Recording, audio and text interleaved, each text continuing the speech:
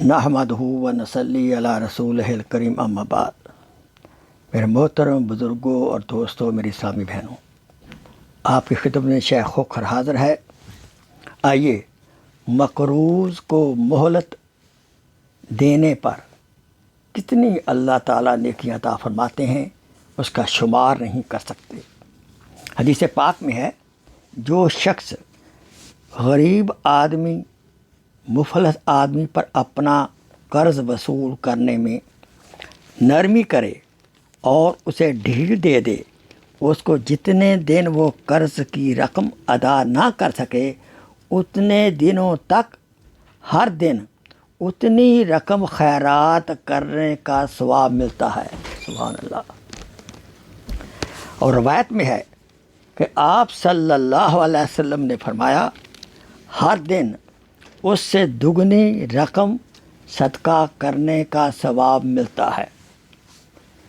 یہ سن کر حضرت بریدہ رضی اللہ تعالی عنہ نے کہا، حضور، پہلے تو آپ نے ہر دن اس کے مثل ثواب ملنے کا فرمایا تھا، آج 2 مثل فرماتے ہیں۔ فرمایا، ہاں، جب آیات ختم نہیں ہوتی تو مثل کا ثواب، آیات گزرنے کے بعد 2 مثل کا ثواب۔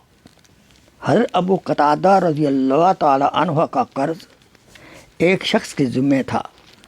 یہ تقاضا کرنے کو جاتے لیکن وہ چھپ جاتے۔ ایک دن ان کا بچہ نکلا، اس سے پوچھا کہ آپ کے ابو کہاں ہیں؟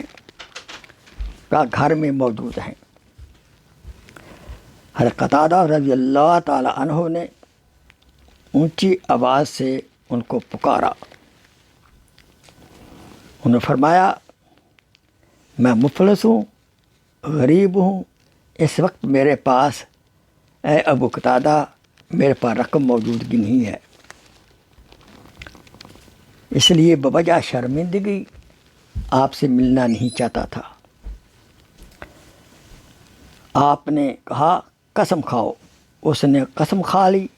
آپ رو دیے۔ فرمایا، میں نے رسول اللہ صلی اللہ علیہ وسلم سے سنا ہے، جو شخص غریب نادار قرضدار کو ڈھیل دے دے یا اپنا قرضہ معاف کر دے، وہ قیامت کے دن اللہ تعالیٰ کے عرش کے سائے تلے ہوگا۔